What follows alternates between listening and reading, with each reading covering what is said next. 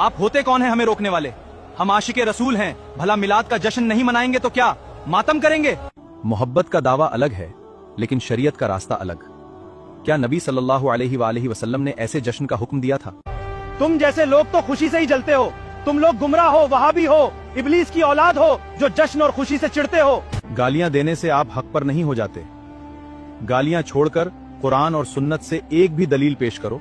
दलील चाहिए? कुरान में है कि अल्लाह की रहमत पर खुशी मनाओ, और नबी करीम हमारे लिए सबसे बड़ी रहमत हैं, तो हम डीजे बजाएं या जुलूस निकालें, हमारी मर्जी, तुम्हें क्या?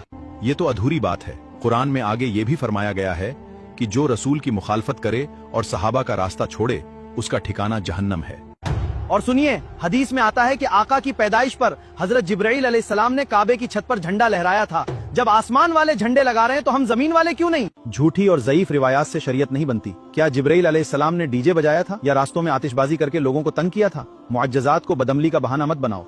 और आपकी दिलजोई के लिए मान लिया कि ऐसी कोई सही हदीस भी होगी, पर यह तो अल्लाह का मामला है। क्या नबी अलैहिस्सलाम ने या किसी सहाबी रसूल ने ऐसा अमल करने को कहा है? दीन अल्लाह और अल्लाह के रसूल का हुक्म है, जिन पर अमल करके असहाबे रसूल ने दिखाया है। और जब ये सब देखते हैं तो दीन इन खुराफातों से पूरी तरह खाली है।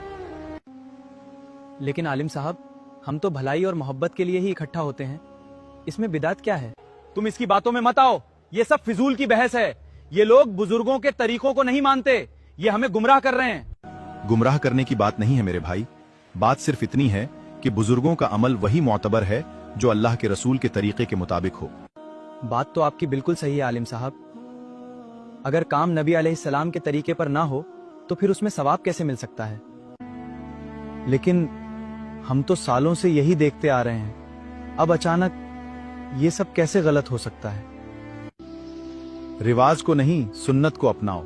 असली मोहब्बत ये है कि नबी के बताए रास्ते पर चला जाए, ना कि अपनी तरफ से नए रास्ते बनाए जाएं। तो फिर नबी अलैहिस्सलाम की पैदाइश की खुशी दीन के हिसाब से कैसे मनाएं? हदीस में है कि जब नबी अलैहिस्सलाम से पीर के रोजे का पूछा गया तो फरमाया, इस दिन मैं पैदा हुआ था, इसलिए हमें रोजे रखने चाहिए, हमें शरीयत बदलने की जरूरत नहीं। कुरान में अल्लाह फरमाता है कि नबी अलैहिस्सलाम की जिंदगी तुम्हारे लिए बेहतरीन नमूना है, इसलिए हमें बेअदबी बंद करनी होगी और उनकी सुन्नत को जिंदा करना होगा। आपकी बात ने हमारी आंखें खोल दी।